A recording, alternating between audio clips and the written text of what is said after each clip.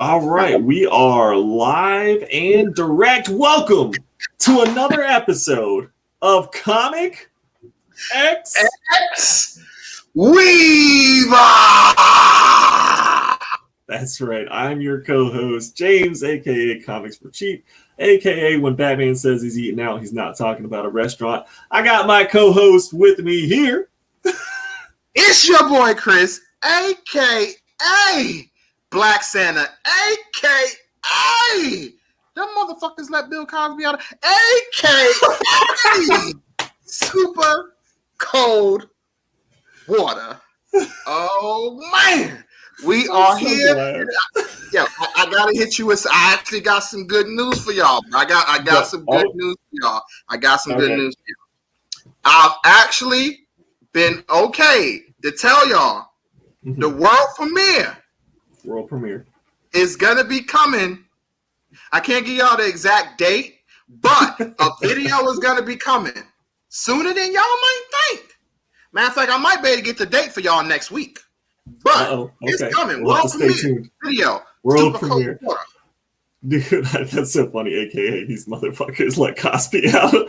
I saw that shit and I was like, what in the actual hell is going on? Right? But I mean, I guess we should have expected it that, he wasn't going to actually stay in. But for him to be let out on a technicality, I was just like, all right. So now he's going to sue because wrongful imprisonment or whatever the fuck he's going to go for. He spent like 2 years in there. He didn't even get to because it was like 3 to 10 years and he only did like 2. 3 to 10 years because only like one person actually took the case to court, and then they said that he was let off because they used testimony from a civil case that they swore wouldn't be used criminally, and then they did use it criminally, and he was convicted. So then it got overturned by one of their appeals. So ridiculousness, I swear. But anyways, welcome everybody. This is the weekly live podcast that Chris and I do. Usually on Mondays, but between this week and next week, we have some crazy scheduling conflicts. So it's on Wednesdays. But yeah, we talk about everything pop culture, mostly comic books, movies, and anime. And we love for you guys to contribute, comment, everything like that. Hit that like button, subscribe if you haven't already. Let's smash it.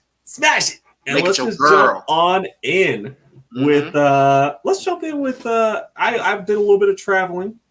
This last weekend, went to Augusta, Georgia with Justin. Georgia. And Georgia is, not usually my favorite state to visit or go to or even drive through. But I don't even like flying over Georgia. It's just like Georgia. But when it comes to comic books, Chris, Georgia is the go-to place apparently. Because, is it now? When we did AtlantaCon a couple years back, we killed it, and then we just did this one and we killed it. So obviously Georgia's the place to go. I'm going back to Georgia next month. I already made the decision. I'm like, I have to go back to Georgia now. Definitely went down to Georgia just to see what he could find. But yeah, so it was actually a lot of fun. We went to what was called Joe Fest. So here I'm thinking the thing's called Joe Fest because the guy who puts on the show is named Joe or something, like whatever. It's just called Augusta, Georgia Comic Con is how it was advertised to me. So I was like, oh, cool, comic and toy show. We setting it up. It's called Joe Fest on the website. I thought that was kind of weird, but I was like, that's a little egotistical for the guy to name it after himself. Whatever. We get there and it's called Joe Fest because it's a G.I. Joe convention. And we were like, American heroes. Right? Do you remember all the G.I. Joe toys? Because I promise you don't remember all of the ones that I saw. I was like, holy, I didn't even know that there was this much G.I. Joe memorabilia and toys and just all the whole setups that people had and everything was crazy. They had like those aircraft carriers. Like I was just looking back past some of these booths. I was like, oh man, this is crazy. Right. I never played with G.I. Joes when I was a kid. Like that was kind of one of the ones that I didn't really mess with. So as far as toys go, so I was just like, okay. But it was like we were just, in there looking for comic books, but we were just walking past like booth after booth after booth of G.I. Joe stuff. And all the comic vendors, of course, had like a box of G.I. Joe comics, I guess, specially for the event. But yeah, no, it was a lot of fun. We killed it. We bought about 9 short boxes worth of comic books. I found quarter bins, dollar bins, stuff that you don't usually find in at conventions anymore, especially with the prices of comics going up and up. But it was just absolutely a blast, and I'm looking forward to going to Savannah next month. So we went to Augusta, and now next month we're going to Savannah. You're going all over, man. I know it, man. You need to get you a Georgia dude, bro. Have that man pick your stuff up. Yeah, you get somebody in Georgia. Somebody watching who's in Georgia, hit us up. Yeah, we need some. Yeah, that's right. I don't know if many people in Georgia. I know a lot of people in Florida that none of them wanted to come up for the for the Augusta show. Augusta's like very northern Georgia. It's like right on the border of South Carolina, basically. Right. But Savannah, I think, is a little further south. So we'll have to see how it goes down for that. If some of the Florida people want to come along and join. And now this weekend, I'm going to Detroit, and Justin and I are setting up in northern Michigan. It'll be the first time that we set up at a show, so that's actually pretty exciting. I'm happy about that. Should be a lot of fun. I also find a lot of good stuff in the Michigan area because there really ain't shit in Michigan. Yeah, it really ain't, man. But I gotta do it real quick though, boy. Detroit basketball. Yeah, there ain't shit up in Georgia. I mean, in Detroit though, it really ain't though. Yeah, well, driving through Detroit, it was there's a lot of factories, which I guess is kind of to be expected. Yeah. So it was interesting, like just kind of looking around and seeing all the abandoned factories. But other than that, Michigan is who, because it gets so cold there, man. Like nobody wants to live in that frigidness. It gets like 20 degrees below in the winter, and it's like, oh no, can't stand that. Can't do it. Yeah. But we're going in the summertime, so it should be good. Going up to Houghton Lake, and it should be a good time. Just walk up to every random person. Where's Eminem? Where's Big Sean? Yeah. I know he's around here somewhere. Let's break the ice and talk about the spec on Squirrel Girl. Squirrel Girl? What? Whoa. Why would we be speculating on Squirrel Girl? The girl Squirrel Girl, right? I don't understand any reason why like Squirrel Girl's first appearance goes for anything more than $5. To be honest with you, it's like she's like, to me, and a lot of people say Saitama from One Punch Man is a gag character, which I think a lot of that is misunderstood for what he's actually supposed to be. But if you're gonna say a gag character, I think at times like Squirrel Girl is just a gag character. Like she's basically just there to do something and then be done with it. Like she can pretty much beat anybody, it depending on the story, and it's just like it's for jokes. It's not to be taken serious. Like I don't serious at all. I don't take Squirrel Girl seriously at all. No. Like I've read maybe a handful of stories where that she's involved with, and I'm just like, what do you do? Like, who are you? Right. I mean, it was happening one time. Me and you talked about it before that she and Wolverine might have had some things going on.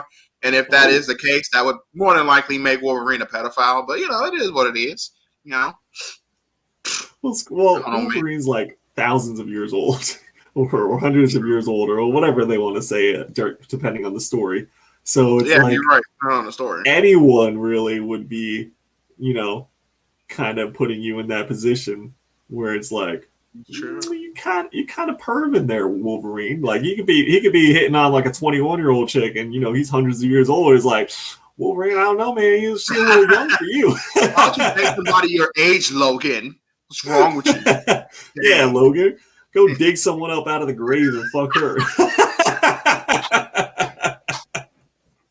All right, this is turned into what I didn't expect it to, but you know what? Yeah. We roll with it. Go do it, Wolverine. Do what you gotta do. I'll write that story. It's all good. I'll write that comic book. I'll submit that shit to Marvel and be like, look, man, I wrote a real Logan story. Y'all can't fuck with this. This is a real right here, bro. It's gonna really get it popping.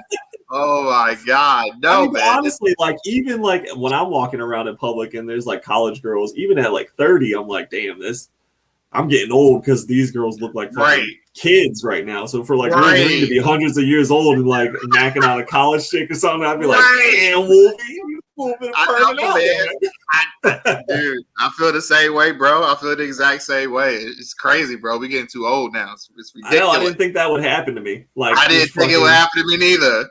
That I look at like a 21, 22-year-old and be like, oh, damn, she's like a baby. And I just want to put like a blanket on her and like tell her to go home.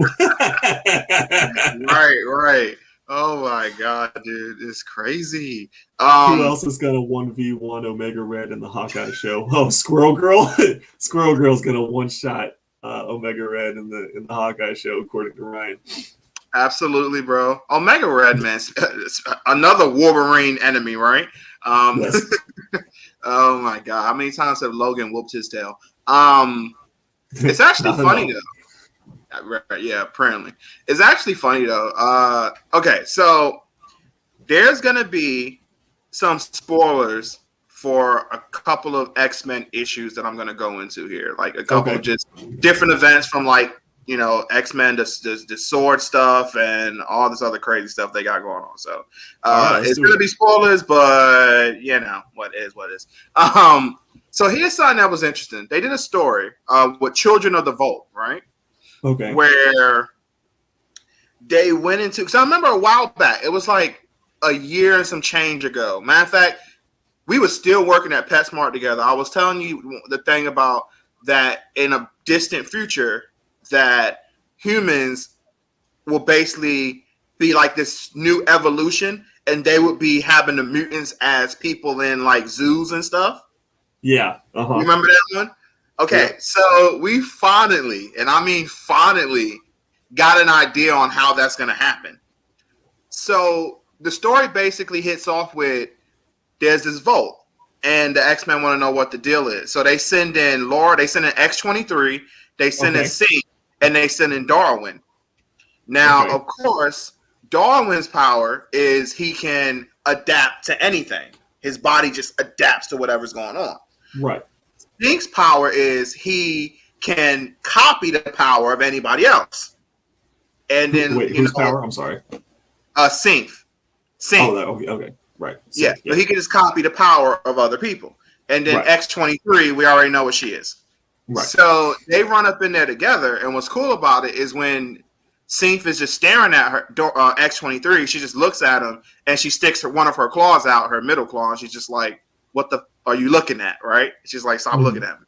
So they stay in here and they start hunting things down, and then like so much stuff starts to happen where you end up finding out that each children, every evolution of these children, they get created in this vault. They go out to gather information because that's the vault's ultimate power. Is any information it gathers, it can use that and create more. God, what's the perfect word for it? More generations. They can create a new generation of the children. So every time they go out there, stuff pops off, they die. Long as something comes back to them, they can gather all the information they needed. So stuff pops off, and you end up finding out that those three end up standing in this vault for over like 100 years. But they haven't really changed much age-wise.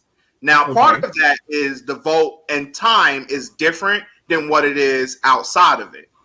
The other part of it is, well, X-23 has the aging situation. You know, she ages much slower than everybody else. And the other two can adapt off of her powers.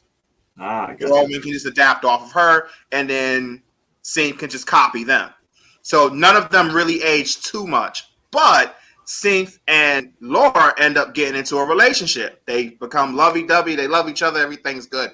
They fall into a trap, so everything's bad. And then they get separated. Darwin gets captured, and that was their main goal, actually. They sat there and set this trap up and waited decades for them to come to this area. And when they get Darwin, the main goal is to use his adaptability powers to further evolutionize the next generation. Of course, I'm skipping stuff for time. They do that, and then this next generation now has that power. So they can now adapt to anything. Dang. And that's building the next evolution of humans to that higher plane where they're just going to be even more dangerous than the mutants are now. Right. So it basically ends with Seen breaking out of prison. Go on. At that point, yes. Wouldn't the humans be considered mutants anyway? I mean, they're technically not all human if they're taking these powers. I mean, that's true. Is it just because they all universally have the same type of powers? Is it mutants like in a lot of ways the next evolution of humans too? Right. That's how it was always kind of looked at, I thought. So like, especially, I mean, going off some of the storylines where they declare themselves as the evolution of humans, and that was the whole thing where what the humans were afraid of, and you know, and that's why they wanted to create the Sentinels to take them all out. Like, you know, they could wipe us all out. They could evolve and blah blah blah blah blah. So yeah. So now with the humans taking these powers, it's like, well, aren't you now doing kind of the same thing? Kind of the same thing, but here's the interesting thing. So to the ending part. So Sync breaks free of his thing, and he goes and he saves Lloyd. He saves X-23. So they save each other. And they're running out, and then they find Darwin. They find that he's been killed. They've sapped everything out of him. They've killed him. They got all the stuff they needed from his DNA to work on the next batch. So he's dead now. So they're like, all right, fuck it. We got to at least get out of here. And at least we have to get this back to Charles. We have to get this to Magneto. Like, we have to get this to those guys. They have to know what's going on in this vote so we can have a fighting chance because we know what's going to happen next. So they're trying to get out of there. And then, of course, thing doesn't go as planned. It always goes bad. They're like negative, too. But they go through this, like, field. Well, not field, but like this. Well, it's kind of like a field protective thing. They kind of break through it, but when they break through it, it basically drains their powers. So they're losing their powers rapidly. So they're pretty much powerless. And then they see a horde of these things coming after them, like some of the failed batches or whatever. They're coming after them. They're like, "We're gonna, your guys are done." So they're being charged in, and they're just like, X-23 looks at the situation. She's like, "All right. You need to go. You need to be the one to run and get this information to those guys. Get this information to Charles and Magneto. Let them understand what's about to happen." He's like, "What do you?" He's like, "What do you?" He's like, "What do you think I'm going to do? I'm going to stay here and I'm going to fight and I'm going to give you time." And she's like, "Look, my powers are pretty much gone." She sends out her claws, but you can tell like it's pretty much gone. She's like, "I can't give you much time, but even if I can give you a few minutes, that hopefully will be enough time for you to get through the portal and break through the vault and get back to our island." So they tell each other they love each other, blah, blah, blah. He leaves. He's crying, obviously, because he's leaving her to die. She gets fucking ripped apart. Like, she dies. She gets her best, but she gets ripped apart. She gets killed. And then he gets right through. And right when he gets through, he gets shot right through the chest by them. They get a bullet out. They get one shot out, and it goes right through his chest. And he hits the ground. But before he dies, he's linked. He's using this, Charles knows when somebody comes on the planet, on the island, obviously. So once that happens, he's like, "Charles, can you hear me?" And Charles is like, "Yep, I can hear everything. I'm reading your mind completely. I got all the information. You did good. Rest in peace." And he dies. But of course, on this island, rest in peace. He didn't actually say the rest in peace part. I did, but I'm just saying it was basically. You did good, so he dies. We might bury you. We might bury you. No, they don't need to, because once he dies, remember, they've gotten rid of death. So once he died, since his mind and body was still there, he was instantly brought back to life. Here's the difference, though. Even though he was brought back, and they did bring back X-23 too, here's the big difference. Since he died right there, got through, they was able to bring him back with all of his memories intact from right when he died. Since X-23 died inside the vault, they was only able to bring her back to before she walked into the vault. So he remembers everything that went down, including their love, and they was together for literally hundreds of years, like at least for like 120 years. They was probably together in a relationship. When she's brought back, she don't remember any of it. So when so while he's staring at her, the same pattern repeats itself. She looks at him, sticks her claw out, and she's completely naked at this point. Sticks her claw out, and she's like, "What are you looking at?" So it repeats itself all over again. So he kind of smiles and like, all right, maybe I got a chance to get her to remember who I am. But tell me that's not interesting, though. Oh, absolutely. Yeah, no, like, that definitely is crazy. Yeah, for sure. No, that's a good. That's there are some X-Men stories that was just like kind of boring, but that one, yeah, for sure, it sounds like pretty good. Is it? You said that came out of what, Astonishing X-Men or what? No, that was part of oh God, oh man, dang it! I can't remember the exact name. I'm gonna send it to you. I can't remember the name. You know how I am at times, but I'll get to you. I'll get to you. I'll have to check that out for sure. Yeah, because I read all my shit, on the tablet, so I'm just able to search it. It wasn't part of the Sword stuff, but it's part of all that genre that's happening now. Part of that stuff. Oh, I got you. Okay. I think it's Brains. I'll get it to you. I'll get it to you though. Okay. Cool. Yeah, for sure. Because I need some new stuff to read for sure. So that'll be an interesting one for sure. Sweet, man. Yes. Cool. All right, so let's jump into a little bit. Let's talk a little bit about Loki. We'll have to run a little spoiler alert going into this part, just because I know it did just come out today. So obviously there are going to be people who haven't seen it yet. Ryan asked you, is it Children of the Vault? Yes. There you go. I think that's probably what it was too. All right, perfect. So there you go. I'll actually write that down right now. Children of the Vault, so I can read it later. Cool of the Vault. All right, so Loki. Now you have seen all 4 episodes, right? And I know I definitely. So if you guys haven't seen them, bounce out, come back later once you have. But how crazy was this episode? Oh my gosh, this man! Episode was like all over the place in a good way. Like so much stuff has happened. And think about this is episode 4. How many episodes is left? There's 2 more left.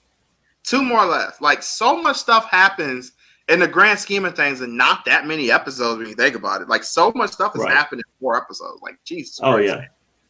I was saying to Justin that like after episode 2 or 3, and I was like, dang, I feel like there's been a lot more episodes already than there have been. Like I just feel like there's been so much to process in so short of time.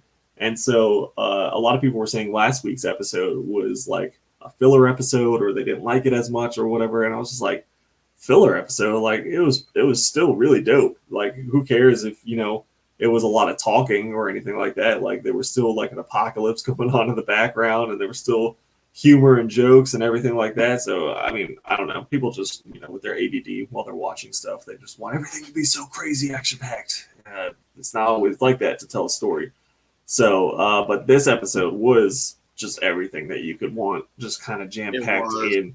Oh, my gosh. And where's your Kang meter at? It's pretty freaking high, bro. It's really, really high. I mean, oh my goodness, man. It's actually funny though. It also makes me look at like Miss Minute even more as like she's going, like I said it last week and probably the week before, she's going to play a giant role. Like maybe she is one of the real actual ones that's not dead. Like she's actually one, like she's gonna play a role, bro. She's going to play a role. She is something. She's not just what she claims to be. Yeah, all that propaganda, and with it being revealed, again, spoilers, with it being revealed that the timekeepers were in fact robot and AI kind of type stuff. I think like the whole system that they have set up in place is just like a brainwashing artificial intelligence that's being run by, as far as like, right. Yeah. We are talking spoilers, Bonafide. Yes. Right now we are talking spoilers. So don't stay in. It's being run at that level by Renslayer. Right.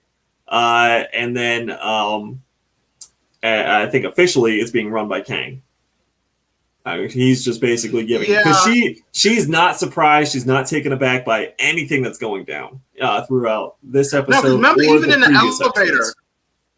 Remember when they was in the elevator and she's like talking about the memories and everything, and then like she smirks, Renslayer smirks, and because when female Loki, Sylvie, whatever you want to call it, when she looks at it and she's like, well, do you remember anything from yours? And she smirks and she's like, nah, I don't remember. You obviously know she's lying there. Like that's an obvious hint that I remember everything I need to know. I know Yeah. everything. I know what's actually popping off and what's actually going down. Like you don't know. Oh, for sure. Right. I know. Well, I mean, When the things fell apart, it did give me Doombots vibes. Oh yeah, that's a good Dr. one. Doom did his stuff, and I'm like, oh my god, what if that like Kane got those things from Doom? Like he's the one who gave them those, and he's using that or got it or stole it he from steals a Doom lot of shit from Doom. He steals a lot of shit from Doom. Period. Right. I didn't even think about Doombots though. That's like right there. That's next level. So that's adding like a whole nother level of intensity because there have been, of course, rumors circling that there's going to be hints towards Doom in this series. So I mean, that right there, I didn't even think about it, man. That's crazy. Yeah, dude, and it's just like again with Miss Minute, she could very well legitimately be one of the timekeepers, and like he or she whatever they want to refer themselves as, one of them hit themselves into the Miss Minute moniker or whatever to kind of hide out, so that way Kane wouldn't be able to get to him or whatever the case may be, or at least this thing, like I said before, is feeding information. It's something. Miss Minute is going to be a big reveal. Like, it's no way that it's just going to be left off as just something that Loki has some fun with. Right. You know, I think you're right there. I think we might get something going on with Miss Minutes, or at least like a little more into how like that whole brainwashing process took place, what they did, what they used, you know, how it went down, everything like that. Because I mean, it's a pretty intense and intricate system that's going down, and it couldn't have been all constructed just by Kang. So it has to be a little bit of both. Either he's using some of the power of the timekeepers already had it in place, and then, like you said, maybe they kind of hid themselves into Miss Minutes or something like that. But yeah, no, oh my gosh, this episode was crazy. We had just what do you think? Okay, so Loki, who's like the best at dying, dies again, and just gets wiped out, and wakes up in the little post-credit scene to more Lokis, basically. Now, where do you? I'm thinking is that he didn't die. I'm thinking that when you get zapped, you actually don't die. You get sent to where each one has been zapped. I'm assuming those other Lokis have been zapped themselves, and they was all sent to the same place instead of them actually being killed. They was sent there where all of them go. That's what I'm thinking. What do you think it is? What do you think that space is? I feel like it's somewhere to just keep the time variance just locked away where you don't have to worry about them. And those Lokis have maybe figured out a way how to get out. So that's why they're just like, well, if you want to live, you need to come with us. You're not dead yet. Because they think it's like you're not dead yet. So if you don't want to die, you need to get your butt up and we need to go. Like, I think they figured out a way how to get out or something. Because it looked like New York was crumbled and destroyed in the background. At least that's what it looked like to me. That was New York, whatever. So I'm just assuming that that's what happens when you get zapped. So maybe that means Morbius isn't dead when he was zapped, that he was just sent there. I'm thinking it's maybe not there, but maybe where his variants are too. Right. Because they're all variants that has been revealed. Everyone who's at the TVA is a variant that's been kidnapped by the TVA and enslaved, essentially. To work for the TVA, kind of brainwashed to think that they were created and their whole purpose is to do their job with the TVA, and they have to protect the sacred timeline. So I think maybe possibility that it is the negative zone that they're being sent to.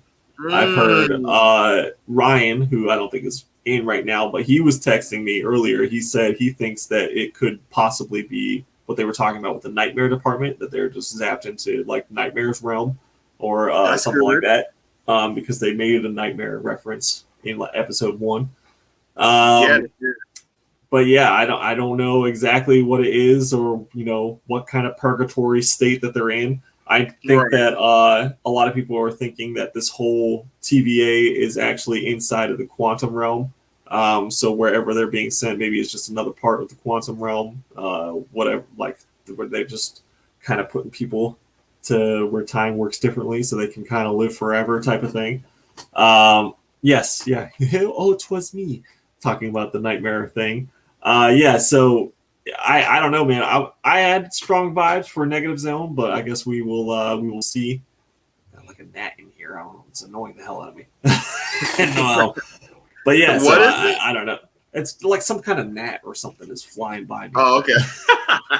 I'm not going crazy, I promise. I'm just like, nah, it's cool, dude. I'm already crazy, so it's not gonna matter to me. You just join the club. We can be psychos together. Right. Bro, you're already a psycho, so you already part of the club. Maybe they don't know. I know. Crazy change. Right. Ryan says, can't believe that Kang stole the animatronics from Chuck E. Cheese and made them the powerful rulers of all time. Yo, it's Five Nights at Freddy all over again, bro. Yo, oh my God. Because of what he just said, I now need somebody to make a mod where now, like, you instead of the Five Nights, like, we got a new Five Nights at Freddy, and we're using the whole TVA as the scene for you kind of trying to creep around while the animatronics come at you and kill you and everything. I now need a Five Nights at Freddy mod with the TVA and all of that crap that's happening. That whole room, like it was so ridiculous. It looked like they were going in to play some laser tag or something. With that was like coming in. Yeah, I was like, damn, what we about to have a laser tag match? What's going on here?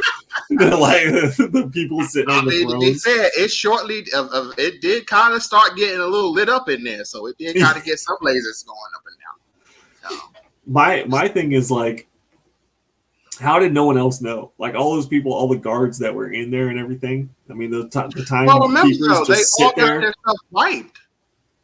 The what? You said how did everybody, like, no one know?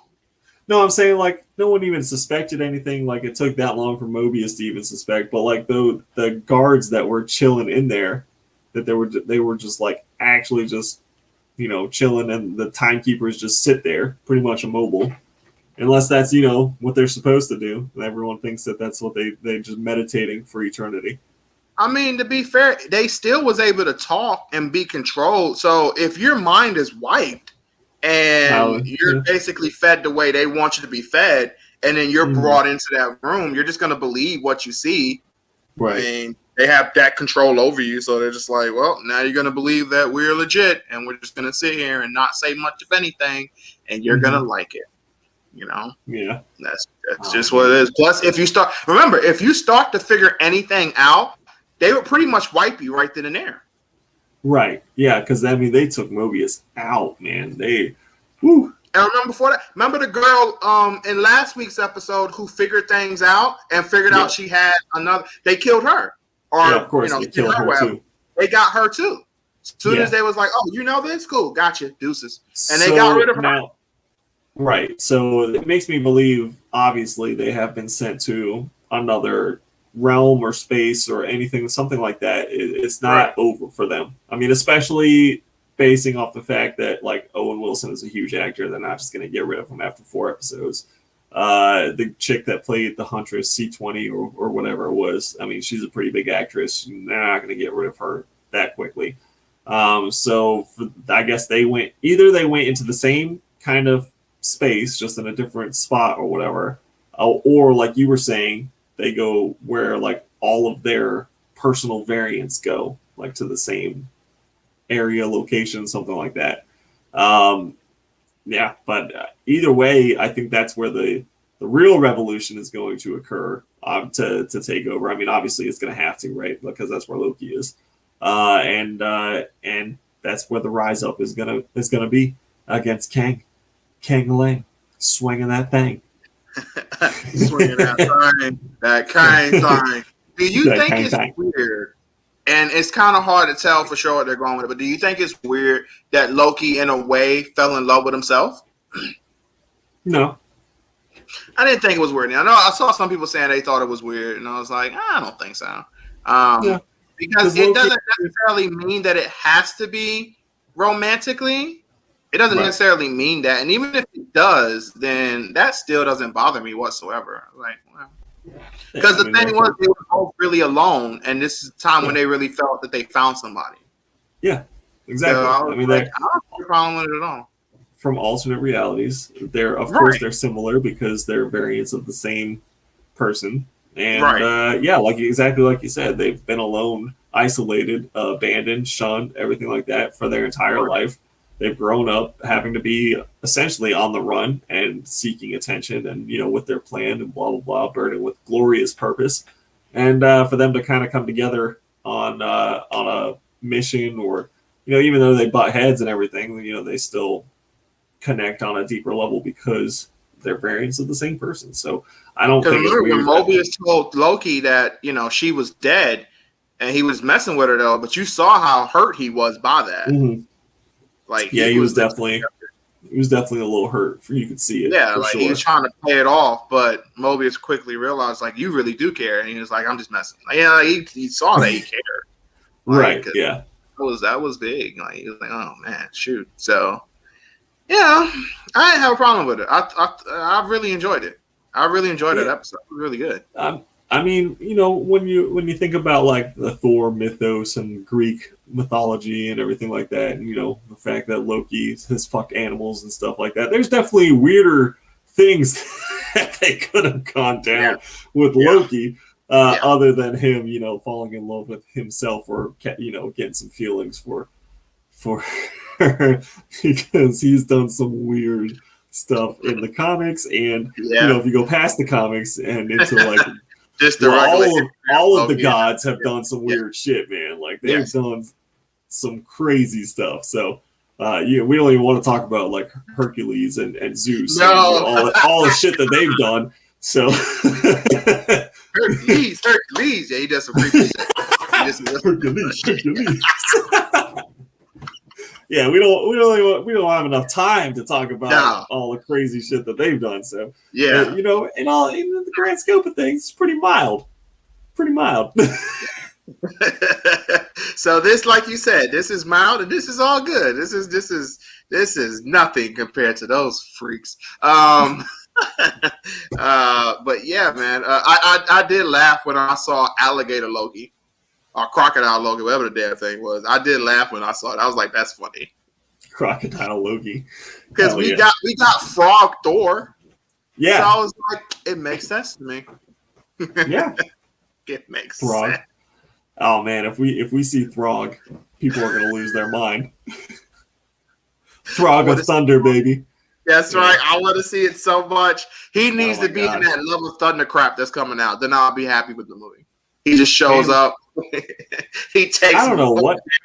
He takes the hammer away. He's just like, yeah, ribbit. I don't even know like what direction they're gonna go with Thor: Love and Thunder, man. Every time like I look into more news on that movie, because I'm just like, I'm trying to piece it together where they're gonna go with it, but it's like, either they're gonna go with as Guardians of the Galaxy, like Thor, because Thor's teamed up with the Guardians of the Galaxy. So it's going to be either kind of playing into that and then coming back to Earth, and that's when it goes to Jane. Well, but then we're hearing all this stuff about like Zeus and Hercules and like Sif's coming back. Who that scene was hilarious, where Loki was just constantly when she showed up, with Sif. So like and then like they're talking about Ares coming in, God of War, and just like all this stuff. Like, you're bringing in like the Greek gods. And I don't know what they're like the same thing with the Spider-Man crap. Just hear so much stuff that's gonna happen. It's like, how long is this movie, bro? How long are these movies? How long is the movie? And also, like, what's the point of the movie? Like, I can get like, you can say all these people are gonna be Spider-Man. Female Loki, female Thor. That's the point of that whole movie. That's what I thought too, but not with all of this other stuff they're bringing in. They're bringing in like mythology and everything like that. It's a lot of story to tell about us. It's not many people that know. Let me tell you what either. Yeah, go ahead. That's what they want. I swear, if you say that Jane is gonna cock slap anyone, it's over. I'm taking you off the screen. I wasn't gonna say that. All right. What I was gonna actually say that interrupted me was that if you're a wrestling fan, you know where I'm going with this. Charlotte Flair, Ric Flair's daughter, who is basically the queen. She already like a 13-time champion, only been in wrestling for like 3 years. The point is, what's gonna happen is they're gonna feed everybody to her like they did Charlotte. She's gonna come up in there. She ain't gonna smack people around like that. She's gonna hammer up and smack people. She gonna whip her big giant hammer out of those panties, and she's gonna whack, whack, whack Hercules, whack right down. Zeus, whack right down. Even Odin with the Odin Force, who's supposed to be like this unstoppable being, whack right down. Then she's gonna take the Odin Force, and then she's gonna say, "I am now the queen of Asgard. Praise thee, I'll whack you down with my big giant fucking hammer." Yeah, we'll see. We'll see about all Charlotte that. We'll see about all that. I still don't know how I feel. Like if Natalie Portman isn't like as enthusiastic about the role, or like she's got to be more enthusiastic about the role than she was in Thor 1 and 2. That's all I gotta say. There better be some like commitment and fucking like energy that's there, because if we get more of like the Anakin, you killed younglings energy that we got for in Thor 1 and 2, Right. then I'm not gonna. It's just not gonna work. Like you've got a lot of crazy characters coming in. Probably the entirety of the Guardians of the Galaxy are gonna make at least an appearance. Now we're talking about too, bro. They're gonna put this girl over to be freaking God out there, bro. I'm telling you, she's gonna be. Well, then there's gonna be conflict. There's gonna be conflict with Valkyrie, because she's the appointed queen of New Asgard, New Ass, as I like to say.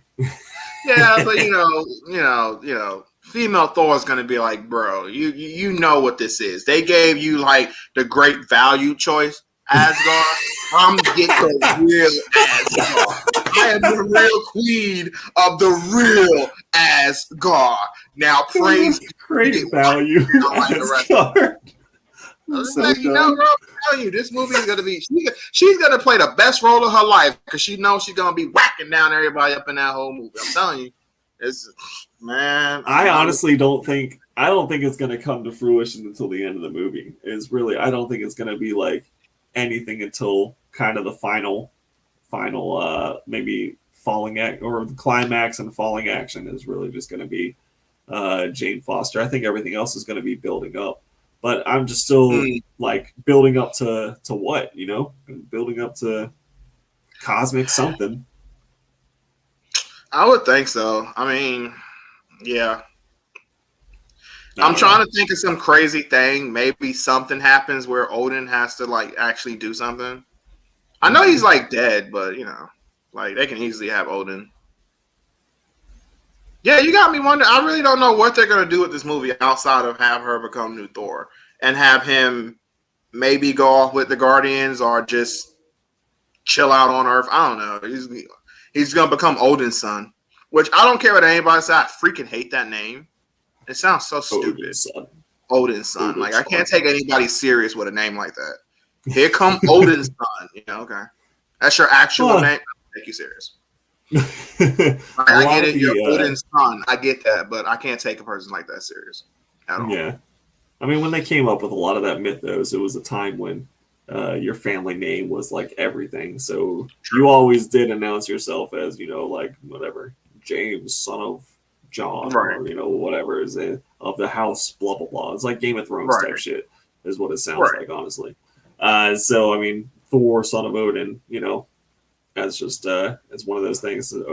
Odin's son. He's just legally changed his name to John Cena. John Cena. Exactly. Every time he's about to show up, so you know what's about to happen. Just that Marine music going on every single time. Oh my gosh. Man, I do wonder what's gonna happen. But I mean, isn't the Black Widow movie coming out like super soon? Oh yeah, within like a week or so, right? Yeah, I think so. Because I even heard somebody say they're going to be giving their like spoiler-free reviews very soon. I'm like, oh yeah, this movie must be really coming out like super soon. I was Yeah, like, oh, well, I think they're doing a release to theaters, but also to Disney Plus. Yeah, so you'll be able to stream it just from home and watch hmm. it. But yeah, I'm pretty sure it's like July 7th, July 9th, something like that. So we're Yeah, well, within there you like go. 10-ish days of it coming out. Right. Yeah, so we'll see how excited everybody is about that. I don't know. Okay, I do got something now. Okay, Now this is your call. I want to run something by you, but okay, it's a spoiler of the Invincibles. It's not a major spoiler, okay, and it's literally one thing. And I don't even want fully going to detail what happened. It's just mainly the philosophy of it. Do you want to okay. hold off or what? Of Invincible, yeah, hit me with some Invincible. Okay, so spoiler, guys. Okay, so uh, seriously, the dude who writes Invincibles. I got tickets to Black Widow for some reason. The dude who writes Invincibles, man, is freaking amazing. What's his name? That was Robert Kirkman, same guy who wrote Walking Dead. The dude is amazing when it comes to this kind of stuff. So, okay. So Mark is training his little brother, right? Okay. And, obviously at first his mom was like eerie about it, but she killed him. So he's training the little brother, and it's really cool because, okay, he's training, and then a situation happens where everybody comes back home. He's trying to get him some hot, and I'll leave that part out. But anyway, he's trying to have some fun. But everybody comes back, and something's happening on the news, and his mom is telling Mark about it. So Mark's like, all right, I'm going to go take care of it. He shoots off, goes deal with the situation. His little brother sees, he's like, where's Mark? I want to continue talking about it. She's like, oh, he left to do so-and-so. So he leaves, the brother walks away, and then he puts on his little outfit, and then he flies after Mark. Mark gets there, starts taking care of the situation. Something pops off where he has to leave real quick. The little brother comes in there, and matter of fact, before Mark leaves, they're fighting, and the little brother comes in there and hits one of the villains. And he's like, see, Mark, I'm helping. And Mark's like, what are you doing here? You're not supposed to be. He's like, oh, I'm helping. So anyway, something pops off. Mark has to quickly leave. He leaves. So the little brother gets hit in the face by one of the villains. And then it's like, oh, man. At first, when I'm seeing this, I'm like, oh, he can't really handle the situation. Yeah. Right. So the villains is talking trash, and then the little boy just freaking runs right through one of the villains head first and explodes his head. Oh my gosh. And I was like, oh, yeah, I see where we're going now. And he does that. And the villain's like, oh, crap. What did you just do? And he's like, nah, it was an accident somewhat. Right. And then the other villain's like, all right, nope, I give up. I don't even want to do anything. I give up. I just saw what happened to him. I'm good. And he's like, no. And he runs straight through the other villain chest first, goes right through him, kills him instantly. Right. So Mark shows up, and some of the other guys show up, and then Mark's angry at one of the guys specifically. He's like, I told you, if you come to my family again, I'm going to kill you. He's like, no, I'm not here to start with you. I'm here to help you cover this up. And he's like, cover what up? And then Mark sees what's going on. He's like, oh, crap. So he takes little brother. They fly up in the air. And he's like, dude, what did you just do? And he's like, well, it was an accident. Kind of. Like, what do you mean kind of? What did you see what you just killed those people? And this is the part I love. The dude was like, so what? Who cares if I killed them? They're villains. Mm-hmm. They've done nothing but harm people and hurt people. And I'm pretty sure they've killed people, right? He's like, yeah, but that's not the way you handle it. He's like, yeah, but why? Why is that not the way you handle it? Exactly. And he's like, because we're better than that, blah, blah, blah. He's like, no, those guys, who cares if they live or die? They don't deserve to live. And he was like, you know what? Most humans don't deserve to live. Because what do they do? And this is his kid. He's like, what do? All they do is fight with each other, kill each other, and cause so much mayhem and trouble. And he's like, my God, you're sounding just like father. And he's like, so what if I am? Why is that a bad thing? He's like, why is that a bad thing? And while he's talking, this kid is literally dripping blood and guts from when he went through those guys. And he's just talking. Yeah. Blood is all in his hair dripping down. He's just talking. He's like, but why is that a bad thing? All they've done is kill and hurt people. They would do the same thing. And he hits him with his perfect one. He's like, so, what's more important? The lives of those worthless people, one worthless life, or the life of 10, 15, maybe even hundreds of people that they would kill and cause harm to later on. Exactly. And Mark didn't say much of anything. Nope. Because once you hit him with that anti-Batman mentality, shit just makes sense, bro. It's like, damn, yeah, maybe we should just kill these motherfuckers. That's what I'm saying. Like, I love that. I was like, that's such good storytelling, because it also comes down to, remember, Mark was raised around humans way more. This kid has been mainly raised around Mark's mom, and has been heavily isolated for obvious reasons. Don't want the world to know that Omni-Man's other son is here too. Right. It'll flip things out even more after what went down. So it's just like, she's kept him very isolated. He didn't grow up around, and he's still a kid too, but he's seeing things straight up. But hey, what do they always say? What's some of the most brutally honest thing? A complete drunk and children. So he's in the world, and he's just like, yeah, like, why should we let these people live? And it's the same crap with Batman. Like, it instantly made me think of, like, not saying he was, but it kind of made me think, like, it's like a shot at Batman, bro. Like, I think it was. I mean, they do take shots at, like, throughout the story and everything, they do take shots at, like, the Justice League and DC characters and stuff. So it is for sure most likely a shot at that whole mindset of, I mean, not just Batman. Spider-Man's another one where he's like, you can't kill because then you're basically like them. It's like, okay, but when they get out and kill some more people, how are you gonna feel? Exactly, because remember when Doc Ock took over Spider-Man, Superior Spider-Man, or whatever? Yes. When that all happened, I said, yeah, that's a great story. Yes, great story indeed. Remember when who was it he hit? I can't remember who he hit. Was it Reptile? Shocker? It was somebody he hit, and he hit their jaw basically off. And he was like, oh, crap. And he realized Peter's been holding his punches the whole time. Oh, yeah. Doc realized that and was like, this dude has been completely holding his punches. Because I didn't, like, hit my hardest, and I still knocked this fool's jaw. And this ain't, like, modified with me. This is just Peter's physicality right now. Just Peter. He's been holding his punches. And it's the same thing there. It's like they hold back so much so they won't kill. But it does get to a point where it's like, my God, how many people have to die before you see this philosophy is not working? You're kind of adding to the problem when you let these fools live and have them continue to commit these crimes, because you know they're going to break free, and you know they're going to do the same thing over most of the time. And even if they do it 2 times and then they change by the 3rd time, what if this dude blows up a whole stadium and then he changes after that? Who gives a damn? You just killed like 3,000 people. Does that matter? Does that not matter to you when you could have put him down to begin with and this would have never happened? Exactly. Yep. Absolutely. One of my other favorite parts of Superior Spider-Man is how much he pervs on MJ. I think that shit is just absolutely hilarious. And the way, like, they draw it, even where they focus in on her tits and stuff, and it's just like, oh my God.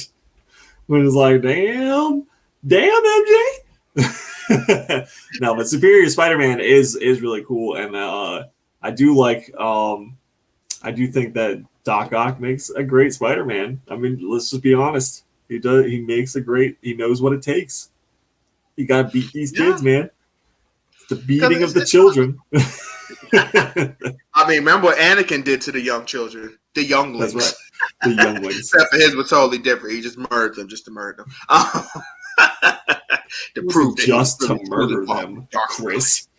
Getting rid of force-sensitive beings so that no one could challenge their rule. And I mean, there can only be 2 Sith at a time, apparently, for whatever reason. I don't know who made that rule. Why can there only be 2 at a time? The rule of 2. I know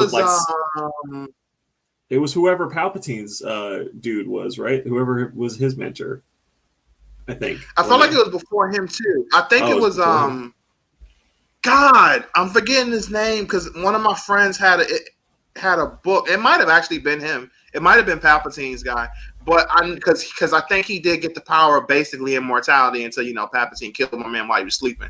Which I'm sorry, that will always be a punk move to me. Like you kill a dude while he sleep. Even with Shao Kahn, I think Shao Kahn's a badass from Mortal Kombat, but he literally killed Umaga, who was like Onaga, whatever. He killed his master, basically the true leader of Outworld, by freaking poisoning my man drink, basically, like poisoning his tea, basically. That's how he killed my man, because he couldn't beat him one-on-one. He wouldn't dare fight the dude. So he was like, I ain't fighting this dude. I'm gonna poison your food, bro. Like, I think that's such a soft way to take somebody out. Like, you gotta do it that way. Like, but anyway, because he came up with a W is a W. I mean, that's true. At the end of the day, because hey, what do they always say? The one who truly writes the history is the one that won it. Like, you can say it however you want to be. Like, yeah, I beat him. I killed him. Right? You don't have to specifically say how you did it. Like, I'm the one who killed him. I'm the one. Like, I remember Cell from Dragon Ball.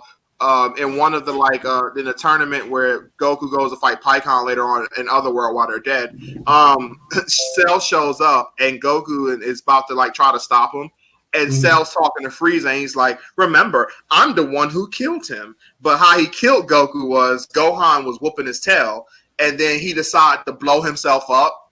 So Goku was the only person who could teleport him off the planet, so he wouldn't blow up the planet. So Goku teleported him all the way to basically heaven, and then let him blow up there. But Goku was still there, so he blew up with him. But that's how he killed him. He didn't actually kill him, but he still killed him.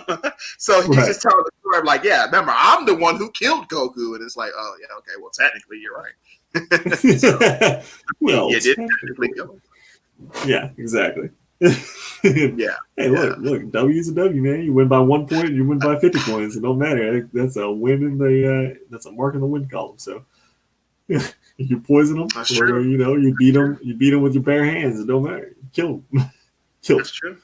That's true. Dude, I gotta ask, what do you think of Mark's girlfriend? I think we briefly talked about this. So you talk about oh God. What's her name? Oh man, I don't even remember what her name is. Well, that's how unimportant she is. I know, in the comics, that she is a lot more of a bimbo than on the show. So the show, they kind of made her a little bit stronger and everything. And then, but I think we talked about how it should have been the actual superhero that they was chilling with instead, because they have so much more in common and they could hide their identities together and everything like that. Oh yeah, we did go briefly into that. Yes. All right. And you still said I can't tell you about that, right? Yeah, because I need to just get a compendium or whatever and just read through. Okay. I love the show. I watched the series through probably 3 times, and didn't they run a season 2? Yeah, season 2 will be coming. And I mean they only skimmed the first 15 to 20 issues, so it's they still have plenty of material left, everything that they can have going down, and I think that they're doing it as long as they continue down this same path, and Amazon continues giving them their freedom to make it as ridiculously bloody and gory as possible, and they kind of stay true to that source material, which I think that Kirkman is still has a hand in it. And which is why it's been you kind of see shot for shot almost exactly certain things come straight out of panels, and certain lines are pretty much exactly how they're written in the comics. So I'm excited for the next season. I just need to get my hands on the damn compendium so I can just kind of blow through a little bit of it. Yeah, I think you should, man, because I mean it has the whole series ends perfectly.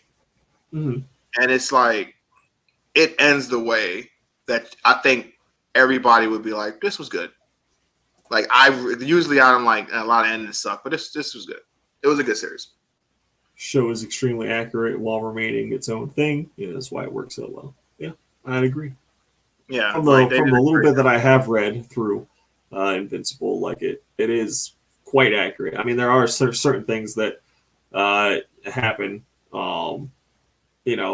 like that are a little bit different, or certain characters that come sooner than in Of course. the book or whatever. Yeah, but but it's always going to be like accuracy, animated. But yeah, because you can change things up the way that it needed. That sometimes that the comic or manga can't display it the way it really needs to. So an animated series can also do that a lot better than me in a lot of ways, because you're going to obviously be able to see more. Like, I look very forward to seeing if they don't completely like censor it, but I look very forward to seeing that scene when they're having this discussion in the air, and this kid is dripping down blood from what just happened. Yeah. And he's just like, no, dude, we need to kill them. Like, I hope they keep that. And they they kind of let that go. Because my man's whole head was like, this dude was basically using shampoo, and it was their blood as his shampoo to get his hair going for the next day. Golly. It's just great. But I will ask you this, though. If you was in that situation what Mark was, and you're training like your little brother in that situation, how would you train him? What do you mean? Like, would I go with would you train him similar? Whereas, would you be on the road of like killing is fine, or would you be on the road of like killing is not fine? Oh yeah, I mean, you already know my answer to that. I don't want to. If I fight a dude once, I ain't gonna want to fight him again in the future. Like, it's ended, bro. I ain't gonna waste my fucking time having to fight you again. Like, what the? I just beat you, motherfucker. Like, no. Hey, we taking those. I don't care if you just stole a loaf of bread, bro. You going down? If I'm called to the scene and I gotta fight you, if I'm called to the scene and I gotta fight you, it's not gonna end well for you if you got the powers of invincible. Like, the dude's invincible. Like, you ain't beating this motherfucker. So yeah, I mean, sorry, bro. It's not gonna end well. I think there definitely needs to be like boundaries. I'm not gonna say you got to kill somebody if they obviously that's below my pay grade. Stealing, petty theft. They're not gonna call me in for that, because not only am I showing up to fight these motherfuckers, someone's handing me a check for this shit. I don't care. I was just about to say, pay grade. I was like, so you're not a hero who just do a job to save people. You're getting paid for this. Yeah. Right, if you're good at something, why would you do it for free? I think that was the great words of the Joker, who said, if you're good at something, don't do it for free. Some little cat gets stuck in the tree. You're like, all right, I can go save your cat, but that's going to cost you so-and-so. Where's the cash at? Because, little girl, you ain't give me no check. Like, what? $10. Give me $10. Yeah. What if they don't have $10? I ain't getting your fucking cat then, bro. I'm going to move on with my day. Why are you even calling me to get a cat out of the tree anyway? Call the fucking fire department, bro. Like, I can see you now. You're running down the street, little workout. You see some kid crying, and you look at it like, "What's up?" And she points, and her cat's up there. You just look at the cat. You look back at her. Look at the cat. Back at her. $10. $10. She's like, "I don't have $10." Okay. So we better go get your mommy. Go get your daddy. Go get someone. I'll catch you on my next jog around the block or whatever, if it's still up there. Or you could be a real dick. Yeah. You could be a real dick to see if she actually has the money. You can go rescue the cat, bring it down, and was like, okay, $10. And she's like, well, I don't have it. You just fly back up and put the cat back up there. Like, okay. No, put the cat down and fly her back up into the tree. Be like, oh, this is your lesson. Now the cat's down here and you're up here, bitch. So man, give me that $10. Hopefully you can climb down. Price just went up to $20. Price just went up to $20. $20. All right, so we see the type of hero you would be. I don't think I should call you a hero. Yeah, it's less hero, more mercenary, I think would be. Yeah, I would say more mercenary. Yeah, because maybe with the right price, you might actually just assassinate somebody just straight up. Hey, look, you know what? Someone's paying me the money. I don't ask no questions. How are they gonna stop me? That's true. That's true. You just said the little kid just flew through someone's entire body. Yeah. I'm talking about now it's a grown ass man. You ain't gonna stop him. Ain't gonna be no stopping him. Oh Lord. All right, but right before I know we're reaching the hour mark. So right before we go, I want to go over the Shang-Chi trailer. If we can, let's see if we can share screen here. Tab. Boom. All right, we see it. It's gonna have to be obviously it's gonna have to be muted, but we can at least watch through as we go. And we got the 10 rings. Look at that! Oh yeah. Mm-hmm. Now this you were saying that the trailer didn't do too much for you. The second trailer. Yeah, it didn't do too much. Not in like a bad way though. This wasn't like in the other ones where it was like, oh, that just made me feel like crap. Like I not crap, but like I don't feel like watching the movie. No, this was just like I'm still hyped for the movie. It just didn't make me more hype. It didn't make me more hype though. I'll be honest. It didn't make me more hype. It was just like, oh, this is good. It was still like it's a good trailer. I don't think it was a bad trailer at all. Like it's good. Right. It looks like we get a little bit, obviously an origin story with him as a kid, and then him coming up and having to fight certain people, Death Dealer being one of them, obviously. I just love when we're gonna get a little bit of the cameos here towards the end. Oh my gosh, just some of the cameos toward the end. I really think, man, that because I was like, Widow probably could have the best fight scene. I do love this scene though. He's breaking all this stuff. That is funny. Widow could have the best fight scenes, but I'm like, no. This right here could be the best choreographed movie. Oh, for sure. I mean, a kung fu movie. The MCU. We just have to make sure that we get the. Oh my gosh, that was crazy. Mm-hmm. As long as we get the right, they have the right people involved, which of course they're going to have. The top and the best people involved. Look, there's Ping Fang Boom. That's fucking dope. I love how they make it a water dragon because for the Asian Chinese culture was with that water dragon for dragons instead of just kind of an out and about dragon. And then there he is! Oh, hell yeah! Cage match of Abomination and Wong. That come on, man! It don't get much better than that right there. No, I agree. I do agree with you on that. Nah, this movie is gonna be. I think it's gonna be dope. I think it's gonna be a really dope movie, man. Like it's gonna be pretty freaking good. If for nothing else, I know it's gonna be important, obviously, with setting stuff up. Yeah, I think so. For nothing else, just like a kung fu movie that you can really get behind is just like, oh man, I'm excited. Well, to be fair, I'm not for sure how overall important it's gonna be in terms of like future stuff. I'm not for sure. I don't know. He's one of the few Earth-based people left. True. Yeah. So there's him. There's Spider-Man. There's Black Panther. That's Blade. it. It's Blade. Well, we don't have Blade yet, but we will have Blade. Stop eventually. Telling me that. I know. I'm saying. I'm upset about it. Crap, bro. Yo, Blade needs to show up somewhere, man. He needs to start bumming on these movies, yo. Just start showing up like Iron Man just for the hell of it, yo. Like I'm here. He's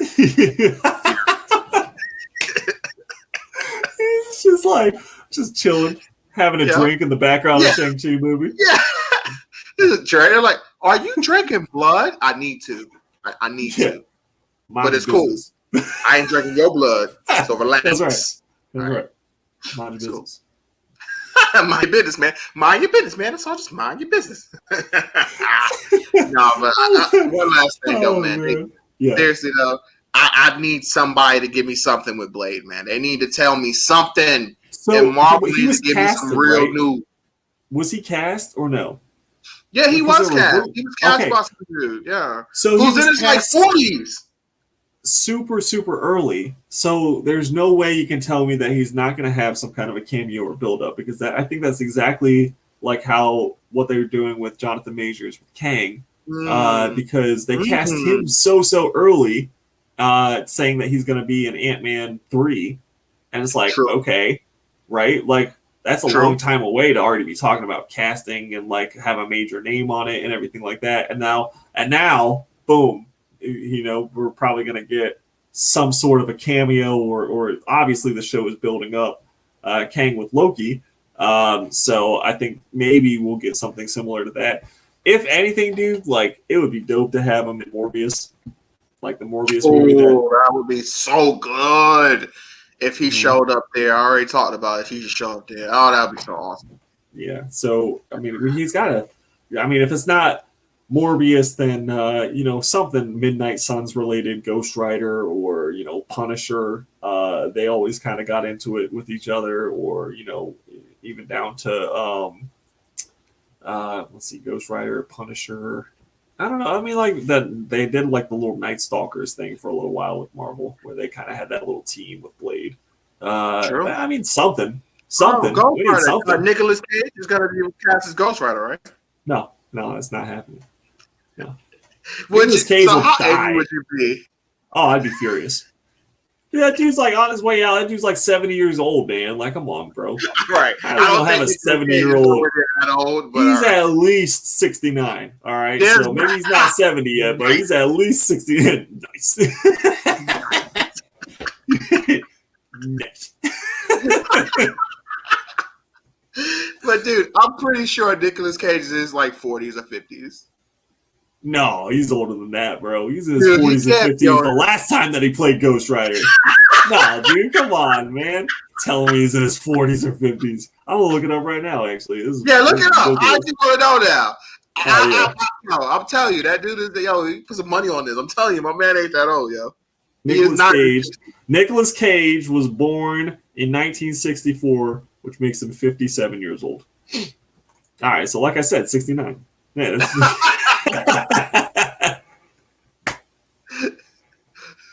all right, so he is close to his 60s. Dude, he's old. Yeah, he is old. Because think about it, Ghost Rider wouldn't even come out for a couple of years if we're talking, about having Ghost Rider in a phase. So I'd rather go with a kid, either what's his name, Reyes, or I was gonna say I was thinking they was gonna use him, Robbie Reyes or whatever. They was probably gonna use him as Ghost Rider instead of using the original Ghost Rider. I was thinking that instead of using John, I was thinking that. Yeah, I mean, we have Johnny, Danny, and Robbie. So, I mean, we could have like there could be like a battle out for the Spirit of Vengeance or whatever. Like there's a couple stories where they have like Ghost Rider versus Blaze or whatever, just the original Ghost Rider versus. And then you can have Nicolas Cage be the guy who was the original Ghost Rider. He's like, let me tell you the story, son. Back in my day. To be fair, if that did happen, he would be 60 something, and he would be old. Then, he would be old. I'm saying, you can't have old ass dude riding a motorcycle. What the hell? Like, he wouldn't do. I mean, the dude they got saying Blade is like in his 40s. He's supposed to be okay, yeah, but they're gonna make him nice and young.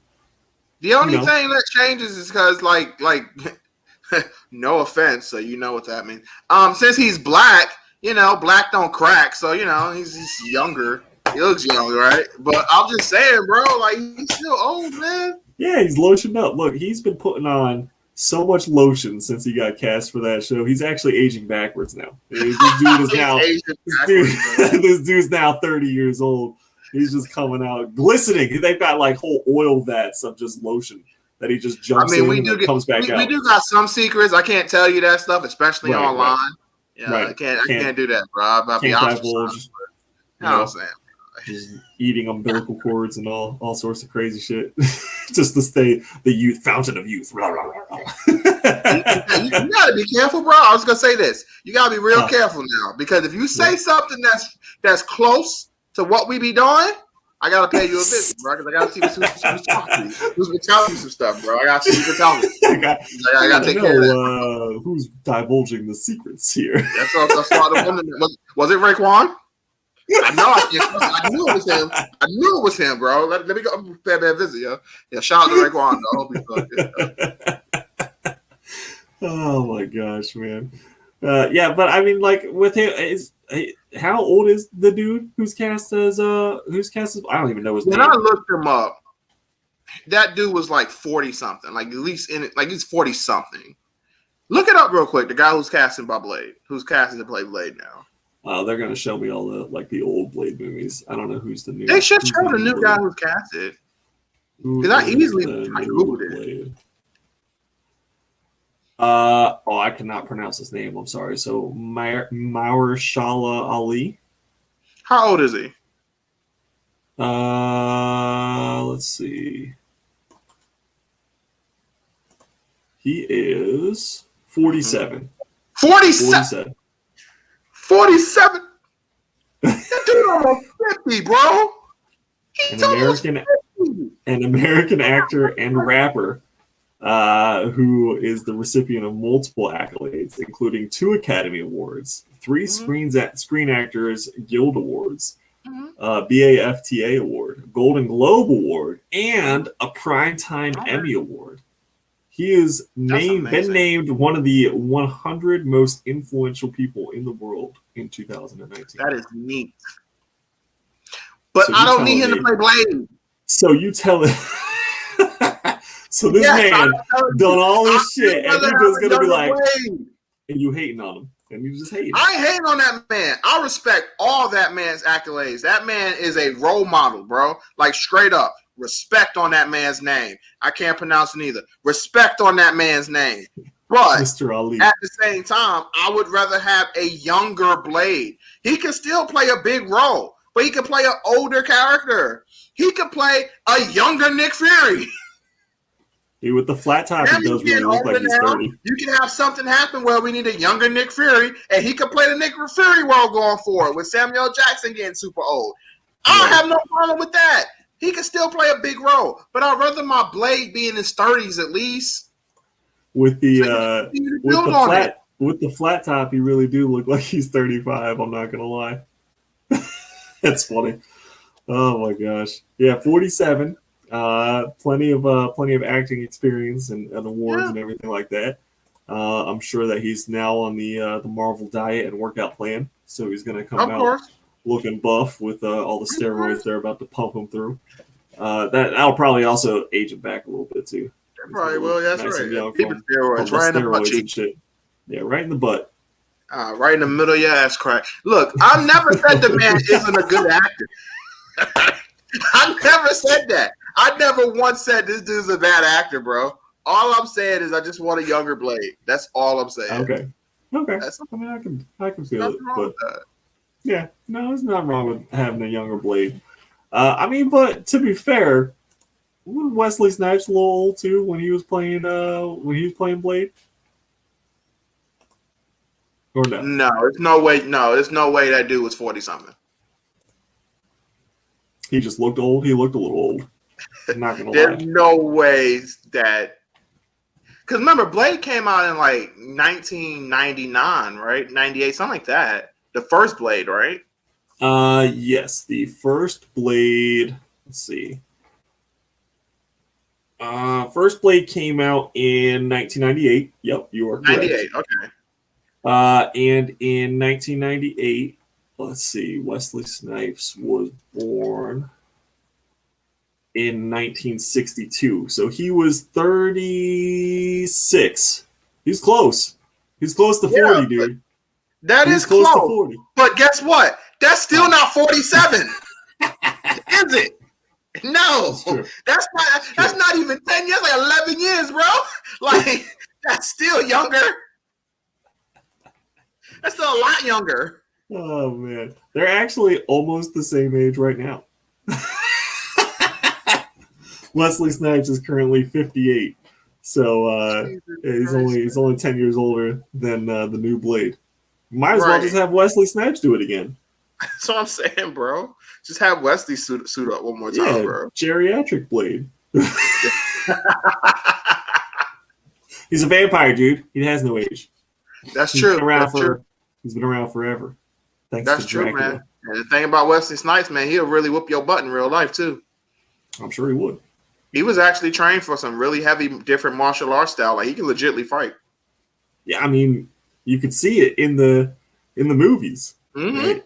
I thought he was really killing vampires. Like, I thought that shit was really going on. He might be. That wasn't acting or anything. Like, he was legitimately It could have been a vampire at your door the other night, and right when he was about to come through, Blade came out of nowhere. Wesley Snipes came right up in there, stake right through the heart, snapped my man's neck. It was over. All praise Wesley. He's gonna be the new Colt. Once he stared him in the heart, and that vampire turned to dust, he was even nice enough to sweep up all the dust. He's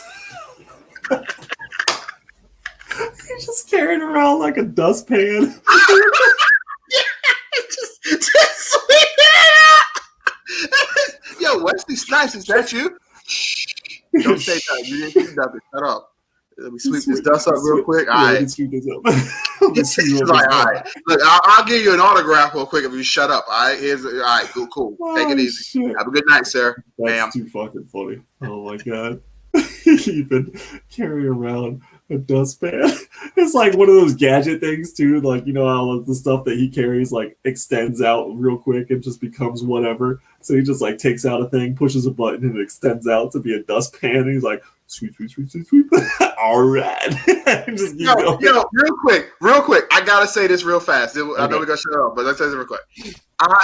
This reminded me of when I was dating this girl one time, and then she was like, I don't even know how we even got to the conversation, but she was like, do you think about anybody when we're having sex?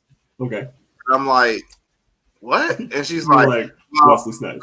She's like, well, she was like, sometimes I think of Dwayne Johnson. I just looked at her and I was like, okay. And she's like, you're not mad at anything? Like, yeah, it doesn't bother you or nothing? Oh, it was because the whole thing was she was trying to find a way to bother me because I was like, it's not easy to bother me definitely when I'm just mellow right now. I'm enjoying this game. I'm good. And she was like, oh, I'll find a way to piss you off. And I was like, okay. And she was like, she's taking Dwayne The Rock Johnson. And I was like, okay. She's like, that don't make you angry? I was like, nah. She was like, why? I was like, oh, because when I'm fucking you, I take a Buffy the Vampire Slayer. Buffy? Oh my god. I was gonna say the next time that you like walk into the bedroom or whatever, you put the eyebrow up like the Rock. You're like, if you smell, you smell what I'm cooking right out here. So she got mad, and she was like, "Well, I was just joking. Did you really think of Buffy?" I was like, "Nah." And then I was like, "I think of the girl who plays Buffy." And she got so mad. You bounce her off the ropes and you fucking give her the people's elbow and shit. You're like, oh, I'll give you Dwayne The Rock Johnson, baby. I'm going to give you this Johnson. This Johnson. Roll the elbow down. The most electrifying move in wrestling history. Just give it the people's elbow. Except for, again, like you said, it's with your dick. It's with your Johnson right in the mouth. Oh, God, where are we going with this? Jesus Christ. All right, on that note, all right, our weekly episodes of this NPR broadcast stream. Oh, shit. That's what NPR needs, bro. It needs us fucking around on NPR. NPR would get a lot of money then. For real? Oh, shit. All right, we're going to wrap it up. It's been interesting. We will be back here probably on Wednesday next week as well because I have a flight on Monday. I know you got the overnight and everything. So everybody be on the lookout for some new videos from Chris, hopefully coming in next week. And we'll have our stream next week as well. And as always, stay villainous and